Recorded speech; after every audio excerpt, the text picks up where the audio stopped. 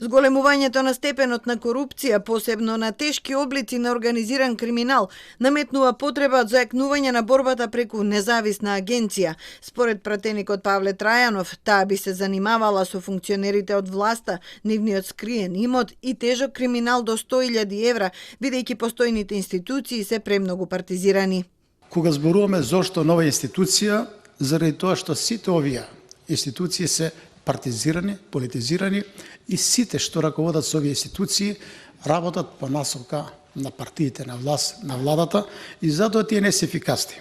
Владеачките партии се против зашто нема гаранции дека новата агенција би избегнала политизација, но секако би одзела надлежности од институциите. Да, точно е дека партиите се виновни. Политиката е виновна.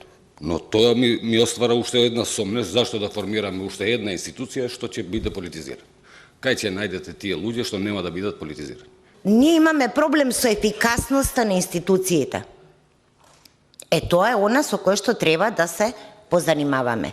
Јас само прашувам како мислиме ние дека ако направиме нова агенција дека таа по дефолт ќе биде многу поефикасна и дека ќе ги замени обвинителство, судство, значи буквално сите органи?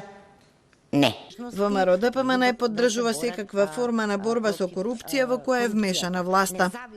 Седа дека ги ставате вашите раце и врз овие национални државни институции за борба со криминалот, организираниот криминал, ќе ни се случува ова што ќе ни се случува.